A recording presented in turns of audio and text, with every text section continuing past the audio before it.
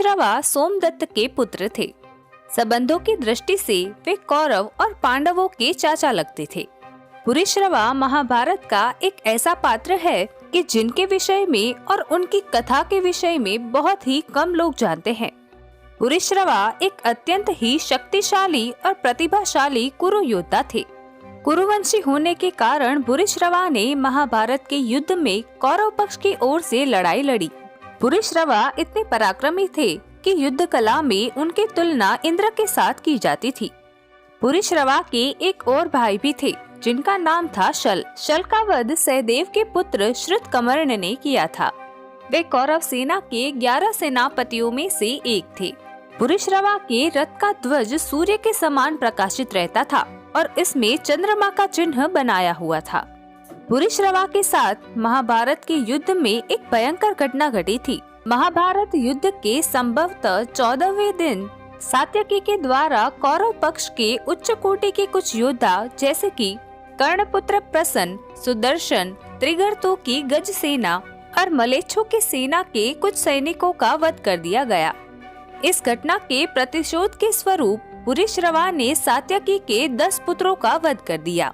इस भयंकर घटना के कारण अब इन दोनों के बीच आर या पार की लड़ाई थी।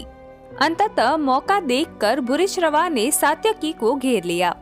कुछ ही पलों में इन दोनों के बीच भयंकर द्वंद्व युद्ध शुरू हो गया। दोनों के बीच सबसे पहले धनुर्युद्ध हुआ, फिर गदा युद्ध हुआ और अंत में तलवार युद्ध आरंभ हुआ। लड़ते लड़ते सात्यकी के हाथ से तलवार गिर गई। मौका देखकर पुरुश्रवा ने सात्यकी को मारने के लिए उसको बालों से पकड़कर तलवार चलाना शुरू ही किया कि अचानक ही वहां पर अर्जुन आ पहुँचे। सात्यकी के प्राणों को संकट में देखकर अर्जुन ने तुरंत ही शीघ्रता से एक बाण छोड़ा। ये बाण कुछ इस तरह से चला कि पुरुश्रवा का तलवार वाला हाथ कोहनी के पास से कटकर गिर गया। ये घटना नियमों के विरुद्ध थी, परंतु इससे सात्यकी की जान बच गई। जब दो योद्धा लड़ रहे हो तो तीसरे योद्धा का बीच में हस्तक्षेप करना नियमों का उल्लंघन है, जिससे नाराज होकर पुरुश्रवा रण मैदान में ही आमरण अनशन पर बैठ गए। इसी समय क्रोध में आकर सात्यकी ने अचानक ही तलवार उठाकर अनशन पर बैठे हुए निहत्थे पुरुश्रवा का सिर काट डाला। पुरुश्रवा के साथ जो भी घटना घटी वो यूं तो न्याय संगत नहीं थी। अर्जुन का बीच में हस्तक्षेप युद्ध नियमों के विरुद्ध था, जिस पर अर्जुन का कहना कुछ यूं था कि पुरुश्रवा अकेले ही अनेक योद्धाओं से लड़ रहा था।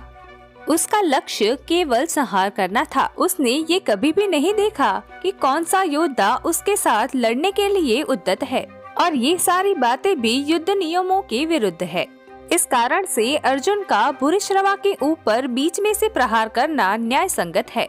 और वैसे भी अभिमन्यु के साथ युद्ध करते समय कौरव सेना के प्रमुख योद्धाओं ने किस प्रकार युद्ध नियमों का पालन किया था, ये तो हम सब जानते हैं।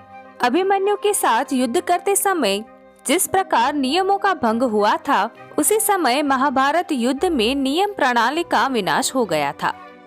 अगर आज का वीडियो पसंद आया हो तो वीडियो को लाइक, शेयर और कमेंट जरूर करें। ऐसे ही इंटरेस्टिंग और नॉलेजेबल वीडियो देखने के लिए हमारे चैनल द इन्फो ओशन को सब्सक्राइब करना ना भूलें।